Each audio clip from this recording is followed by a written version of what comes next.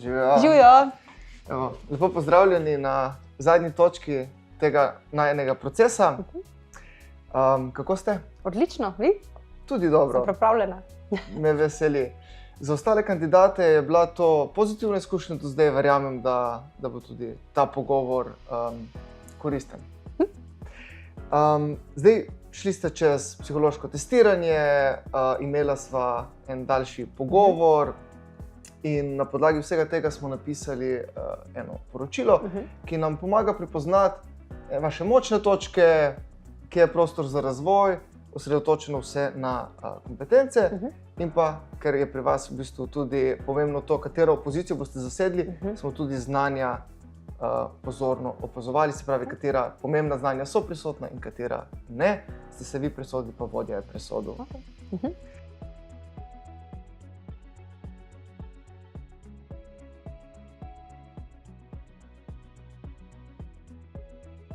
Pa predlagam, da kar greva čez poročilo.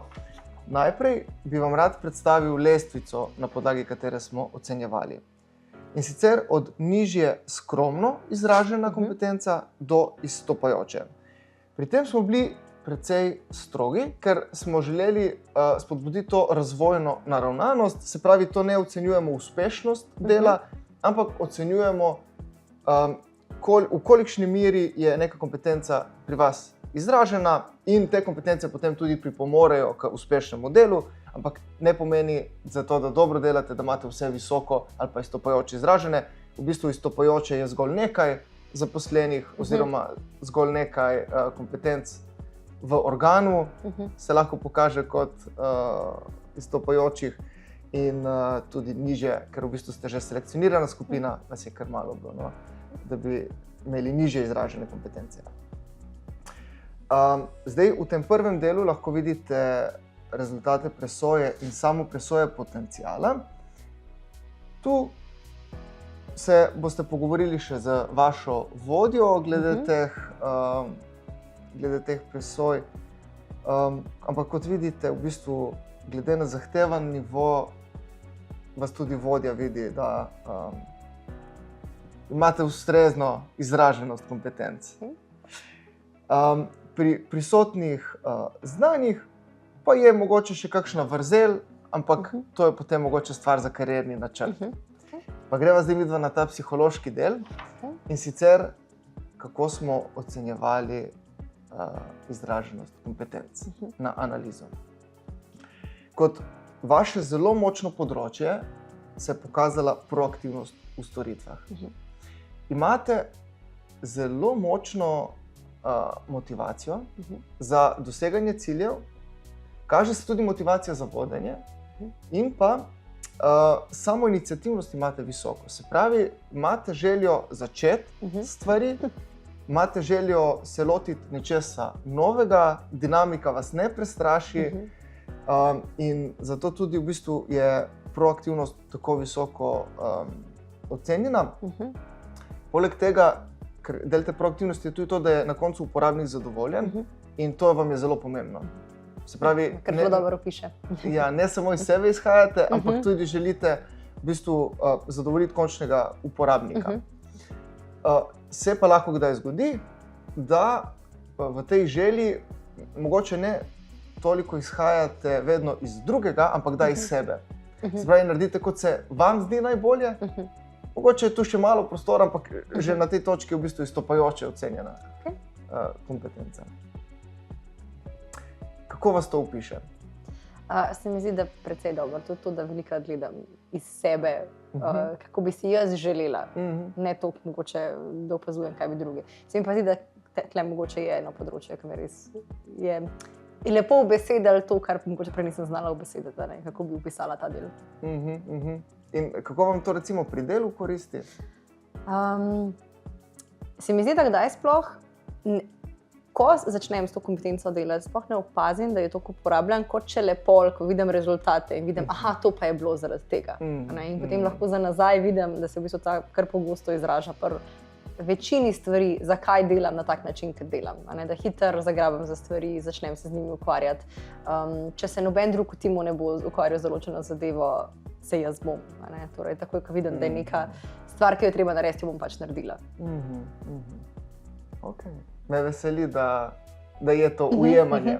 Zdaj pa, če pogledava še kompetence, kjer je malo več prostora za razvoj. In tu med temi izstopa razvoj timov in posameznikov. Okay.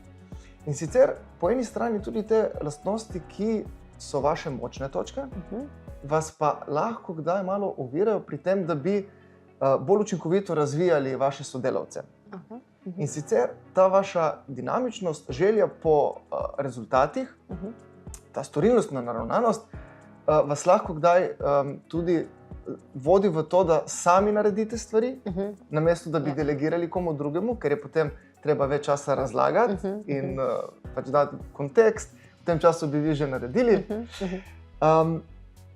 Hkrati pa vas mogoče ta malenkost nižja asertivnost, se pravi ta neka notranja drža, ki pomaga odločno zagovarjati stališča, pa recimo tudi delegirati naloge, je pri vas malo nižje izražena in je zato lahko kdaj tudi težje mogoče podati kakšno neprijetno povratno informacijo, razočarati nekoga, oziroma lahko imate občutek, da boste razočarali, če boste povedali neko neprijetno novico. In to pa v bistvu ravno take informacije lahko pripomorejo k profesionalnemu in osebnemu razvoju. Tako da, ja, v tem delu recimo vidimo neke možnosti za napredek, ki bi vam lahko pomagali tudi potem bolj zahtevno pozicijo prevzeti. Ker na trenutni to sklepamo, da ni ovira, ampak potem pa za prevzem bolj zahtevnih vodstvenih pozicij, pa je to en tak mogoče korak. Lahko rata problematično. Lahko malo upočasni vašo uspešnost. Ok, razumem. Ja. Kako pa ta del vidite? Se tudi precej strinjam. Všeč mi je, ker je to nekako dal spet neko ime samo temu paketu zadev, ki jaz jih mogoče tudi pri sebi opažam. Pa tudi ne znam mogoče čisto poimenovati in mi je zdaj všeč, da ima to neko kategorijo, s katero se lahko malo bolj poistovetim.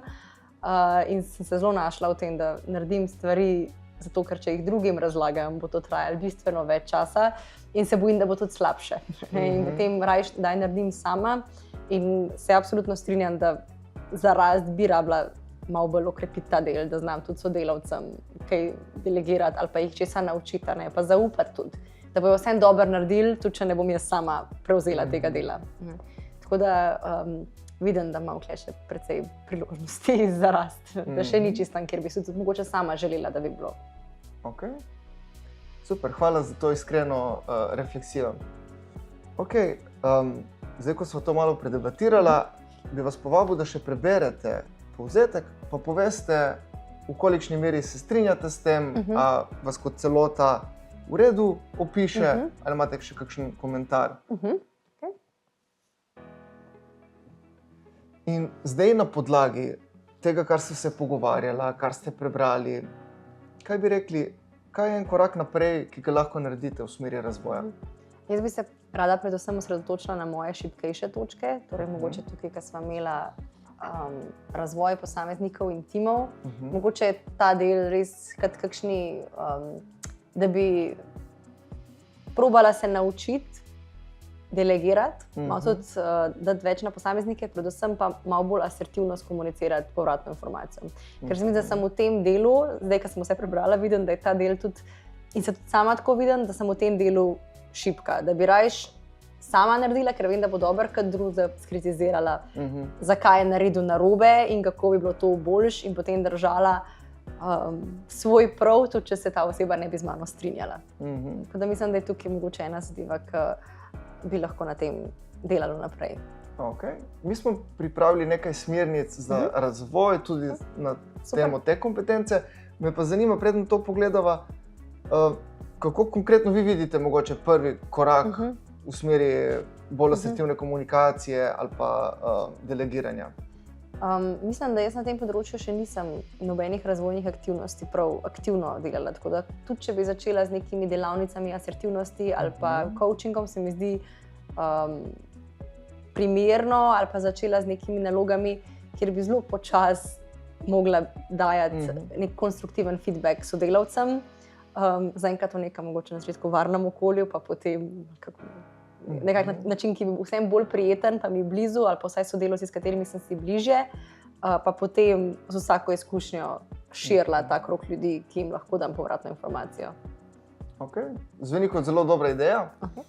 Zdaj, največ razvoja se dogaja na delovnem mestu. Kako vidite, da skozi obstoječe delovne naloge lahko mogoče vključite malo več tega vidika? Trenutno vodim 2 projekta, kjer je vključenih veliko sodelavcev. En je tudi medresorski, tako da na tem delu mogoče sem še najbolj šibka, torej ljudje, ki jih ne vidim zelo pogosto. Tako da lahko bi začela boljši feedback dajati mojim sodelavcem, ki jih vodim znotraj tega projektnega tima, čeprav nisem njihova nadrejena iz tega klasičnega vidika. Tako da lahko bi začela z nekimi zelo majhnimi koraki dajanja povratne informacije njim in potem tudi neke rahle refleksije po vsakem pogovoru, ko ga imam s temi sodelavci. Ok, ja, zveni kot dobra ideja. Zdaj, mi smo pripravili nekaj razvojnih usmeritev, vezanih na te kompetence, o katerih smo se pogovarjali. Zdaj, mogoče, ker smo se zdaj osredotočili na razvoj timov in posameznikov, si lahko te 3 usmeritve preberete, pa poveste, kako vi to vidite in katera je za vas najbolj smiselna v tem trenutku.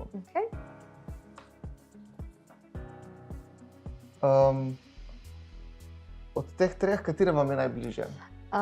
Se mi zdi, da ena zadeva je ta, da spodbujam sistematično učenje med sodelavci. Ta se mi zdi, da je za prvi korak precej naravna. Torej, ni mogoče tako stroga, s tako negativno povratno informacijo. So mi pa všeč vse 3, kar pomeni, da v neki meri bi probala vse 3, mogoče te lažje oblike prej, pa v večji meri, potem pa vedno bolj se pomikala k tem, da nekako probam vzpostaviti drugim sodelavcem, vodim nek dodaten projektni sklop, ki bi dejansko od mene, mogoče ki bi tudi narava dela od mene zahtevala bolj strogo povratno informacijo. Ker se mi zdi, da velikokrat aktivnosti, ki jih delam zdaj, od mene ne zahtevajo, da skritiziram, ko ni treba, ker lahko sama popravim. Čim je pa narava dela taka, da mora moj sodelavec to narediti, ne bi mogoče malo dal iz cone obdobja in me prisilili, da moram sodelavcu povedati, da mora nekako bolje pripraviti nekaj, namesto da jaz namesto njega to naredim. Ja, razumem. In pri tem lahko včasih tudi pomaga neka struktura, na katero se opremo. Recimo pri povratni informaciji je ta SBI model, se pravi Situation, Behavior, Impact, kjer v bistvu ubesedimo na način, kaj se je zgodilo, zelo objektivno, kaj je bilo vedenje, ki smo ga opazili in kaj je bil učinek tega vedenja. In nam pomaga, da se res osredotočimo na vedenje, ne pa na osebo. Pri delegiranju pa tudi imamo tu napisano, da v bistvu imamo eno tako lahko checklisto, da se dogovorimo o cilju, okvirju, času in je v bistvu malo bolj strukturirano, kako podamo neko oziroma predamo neko nalogo drugemu in je tudi večja verjetnost, da bomo mirno spali, ker lahko zaupamo, da pač bo v tem okvirju narejena. Kako vam to zveni? To mi je zelo všeč. Mislim, da mogoče predvsem, ko smo se pogovarjali, sem videla, da je mogoče priložnost zame tudi, da grem na neko delavnico dajanja povratne informacije, zaradi tega, ker SBI model sem prvič slišala za to. Poznala sem tisto sandvič povratne informacije, nekaj pozitivnega, negativnega, pozitivnega. To pa prvič slišam. Tako da se mi zdi, da imam na tem področju, oziroma da nimam na tem področju kaj prav veliko znanja, da se mogoče nikoli tudi nisem rabila sama za to naučiti. Mogoče bi to razlog o meni, da si niti nisem želela tega koraka naprej narediti, ker sem se ga malo bala. Tako da mi je v bistvu zelo dobro, da vidim na papirju, kaj je tisto, kar še lahko razvijem, da mi tudi malo odpre oči in da nekako mi je všeč, da me malo porine v to smer. Razvoj je kontinuiran proces, tako da korak za korakom. Ok, super. Zdaj me pa zanima, ko smo pri zaključku tega pogovora, kaj je bilo najbolj uporabno za vas tekom tega procesa? Zame je bilo najbolj uporabno, da vidim, kje so moje močne pa šibke točke. Močne zato, ker v bistvu me pohvali za to, kar delam. Mi zdi, da se nekako potem moj trud vidi, pa je prepoznan in to mi je pomembno. Hkrati mi je pa všeč, da so bile izpostavljene moje slabe točke.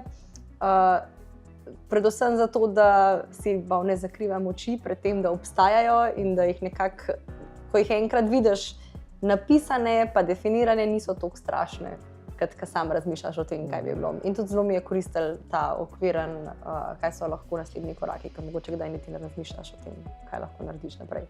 A lahko samo malo izzovem to razmišljanje slabe točke? A so res slabe? Pomanjkljive mogoče? Ali pa ki imajo še priložnosti, da se izboljšajo. Gre se za to tudi, da v enem kontekstu vam lahko koristijo. Tako da je pač za razvoj v to pozicijo, za katero se pripravljate, boste potrebovali malo več tega, medtem ko mogoče v prejšnji so vam celo služile. Okay. Pa samo za razvoj nekako. Tako, okay. Tako. Razvojne priložnosti. Razvojne priložnosti. Hvala. Okay. Velja, srečno z naslednjimi koraki.